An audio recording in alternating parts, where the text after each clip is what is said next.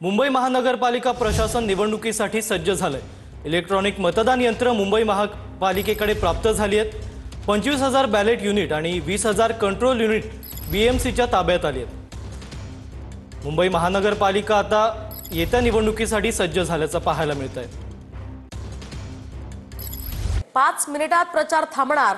नगरपालिकांसाठी उद्या मतदान होणार आहे। तर आता 264 नगर परिषदा आणि नगरपंचायतींसाठी मतदान पार पडणार आहे। 3 डिसेंबरला ही मतमोजणी होईल।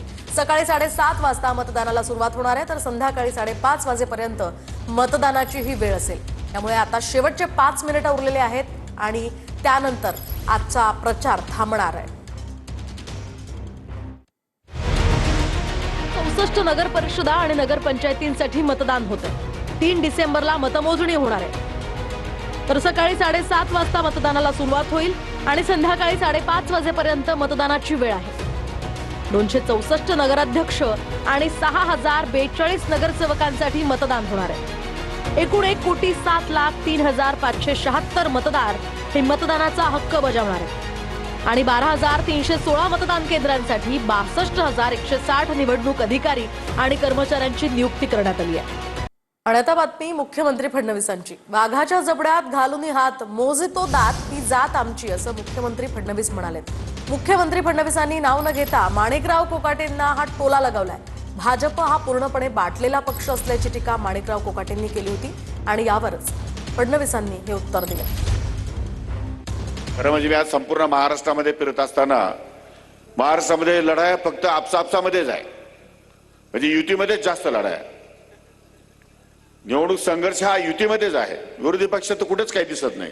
आपल्याकडे थोडासा उभाटा दिसतो, तोही बाटलेला आहे आणि बीजेपी तर पूर्णपणे बाटलेली आहे।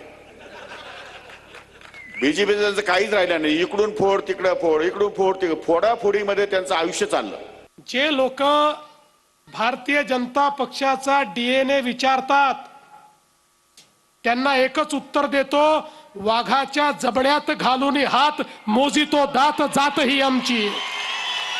वाघाच्या जबड्यात घालून हात मोजितो दात जात ही आमची, पाच चाळून पाने आमच्या इतिहासाची। ही भारतीय जनता पार्टी आहे। अरे आमचा डीएनए छत्रपती शिवाजी महाराज आहे। आमचा डीएनए विचारण्याची कोणी हिम्मत करू नका। आणि आता बातमी उद्धव ठाकरेंची। आमच्याकडे एक गद्दार होता, उद्धव ठाकरेंनी असं शहाजी बापूंवर म्हटलंय।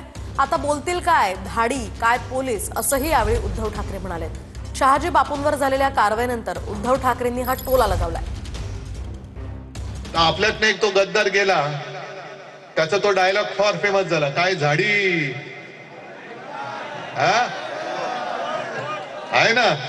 आता त्याला जाऊन विचारा, तो बोलेल काय धाडी, कारण त्याच्यावरती ईडीची धाड पडली। आता बघ काय धाडी काय पोलीस, जा आतमध्ये आता। पण हे जे काय वॉशिंग मशीनचं काम चाललंय यांना ना कशाची ना हिंदुत्वाची काही पडले, ना देशप्रेमाची काही पडले, ना पर्यावरणाशी काही देणं घेणं आहे। दरम्यान खोके घेऊन पसार झालेल्या गद्दारांना त्यांची जागा दाखवायची आहे। नियोजन शून्य विकास मंडळ आणि त्या विकासामुळे मुंबईची हवा खराब झाली, असंही उद्धव ठाकरे यावेळी म्हणाले। तर सत्तेच्या हव्यासापायी या गोष्टी घडल्यात, अशी टीका उद्धव ठाकरेंनी एकनाथ शिंदेंवर केली आहे। कशामुळे झाले तर यांना जी काय आपल्यातनं गेलं ना, इकडचे सुद्धा निवडून आपण द्यायचं, मेहनत शिवसैनिकांनी करायची आणि निवडून ज्याने दिलं ते खोके घेऊन पशार।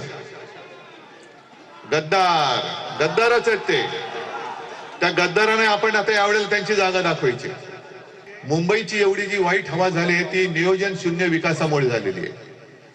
आणि केवळ मीच म्हणत नाहीये, तर या विभागाचे माजी खासदार कोण, माजी मिहीर कोटेच्या बोललेले आहेत। आणि केवळ आणि आता बातमी नागपूरमधून। नागपूरच्या वाडी नगर परिषदेच्या अपक्ष उमेदवाराकडून पैसे वाटप करण्यात आल्याची चर्चा सुरू झाली आहे। पैसे वाटप करणाऱ्याला भाजप युवा मोर्चानं पोलिसांच्या स्वाधीन केले। पैसे वाटप करणाऱ्या विरोधात पोलिसात तक्रारही दाखल करण्यात आली आहे। तर दुसरीकडे हिंगोलीच्या शेतकरी भवन परिसरात 1 कोटीची रोकड जप्त करण्यात आली। एका कंपनीच्या व्यापाऱ्याची ही रोकड असल्याची माहिती आहे।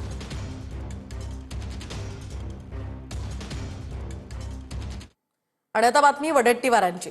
आज की रात कत्तल की रात है, जागे रहा असं विजय वडेट्टीवार म्हणाले. चंद्रपुरातल्या प्रचार सभेतनं वडेट्टीवारांनी कार्यकर्त्यांना हे आवाहन केलंय. एवढं भांडणं आपसात आहे. Mungantiwar versus Jorgewar, Jorgewar Bunty Bhangdya versus Mungantiwar.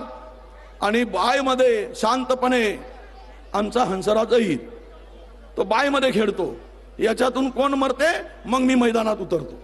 लावा तुम्ही झगडे आणि आपण मजा पाहताय. कोण आमचे हंसराजी अहिर.